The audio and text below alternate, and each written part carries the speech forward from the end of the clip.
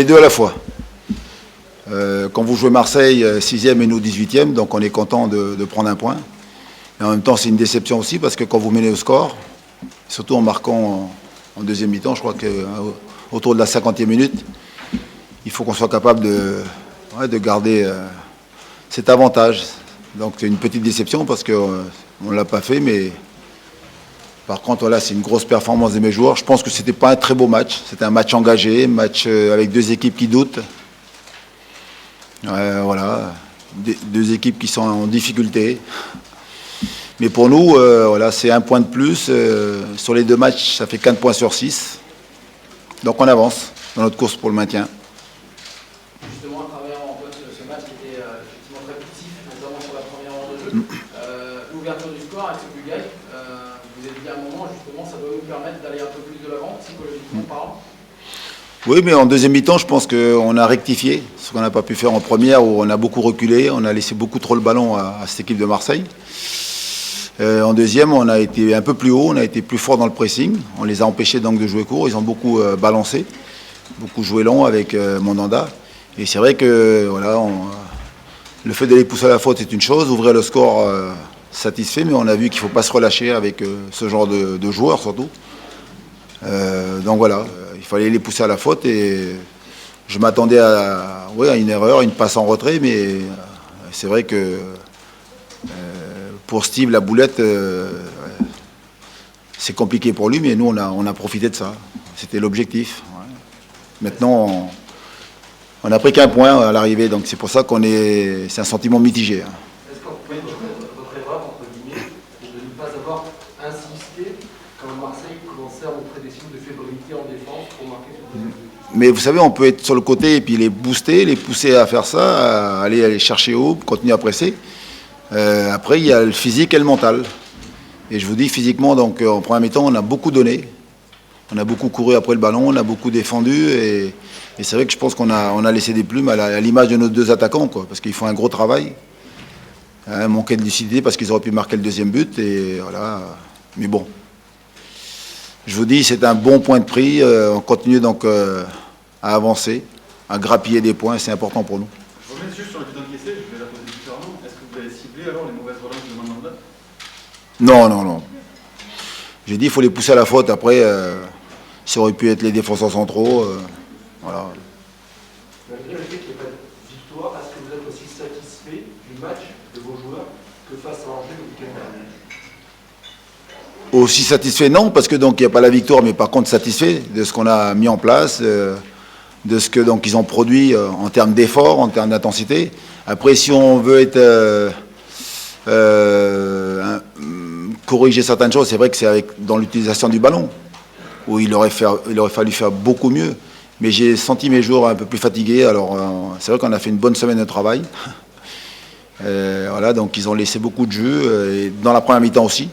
Donc ce qui fait que quand vous faites beaucoup d'efforts défensifs, avec la fatigue et puis surtout la pression, parce que donc c'est Marseille en face et tu ne veux pas perdre, donc tu manques de lucidité, tu manques un peu donc de qualité technique.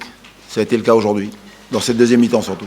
Est-ce que si les deux équipes ont pris si peu de risques dans la relance, notamment, on a bien vu tout le monde jouer assez long, c'était à cause de l'état du terrain ou à cause de l'état psychologique Oui, il y a les deux. On est venu hier donc ici pour le rendez-vous, pour aller à la mise au vert. On est tous venus un peu regarder le terrain et c'est vrai que le terrain est compliqué, mais nous aussi on est dans une période difficile. Les joueurs doutent un peu et forcément que les deux réunis, ça fait que c'est compliqué au départ. Voilà. Vous parlez d'une semaine difficile sur le plan aussi athlétique, c'est aussi ce qui peut vous permettre, d'après vous, votre équipe, de remonter un petit peu aussi au niveau du plan du jeu du football. Ah mais complètement.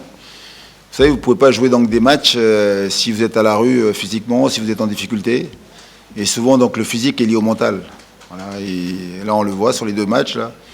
On a des ressources mentales, donc physiquement on est costaud et on doit être capable donc de mieux utiliser le ballon. J'insiste bien là-dessus parce que quand vous faites des efforts sur le plan défensif, après derrière, il faut la lucidité et puis surtout ne pas avoir peur du ballon pour pouvoir jouer. pour se procurer des situations. Donc voilà, c'est ce qu'on va s'atteler à faire pour préparer ce difficile déplacement à Nîmes le week-end prochain. Comment on a expliqué la première mi-temps et cette physionomie où on a eu l'impression que Nantes n'arrivait pas justement à, oui, avec le pied sur le ballon, à subir Marseille.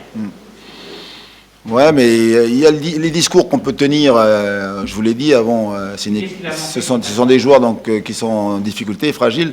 On a bien défendu, mais par contre, on n'a pas été capable. Alors, est-ce que c'est l'état du terrain? Est-ce que mentalement, on est encore toujours dans le doute pour pouvoir jouer? Après, il fallait forcer Marseille à défendre. On l'a vu donc en deuxième mi-temps.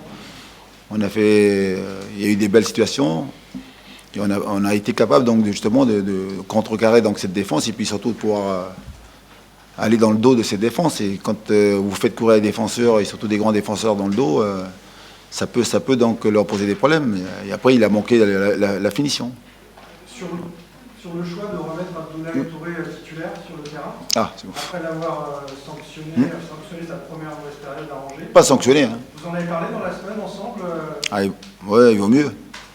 Ouais, on a fait donc, on a travaillé, du montage, expliqué, demander comment c'est possible donc de rater là une mi-temps comme il l'a fait là-bas.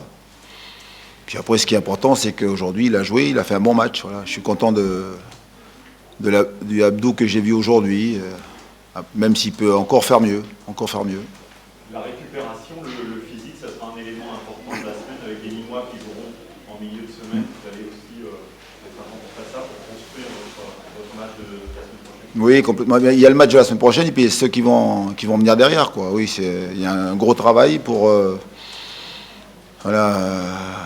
j'allais dire surtout remettre les têtes à l'endroit, parce que c'est ça, ils ont besoin de confiance, ils ont besoin donc qu'on les soutienne, et puis surtout d'être exigeants avec eux. Au quotidien dans le travail, remettre quelques règles en place, et puis surtout, il faut qu'ils jouent. Si on doit gagner des matchs, c'est parce qu'on joue au foot, on joue au ballon, on a envie donc d'attaquer pour marquer des buts.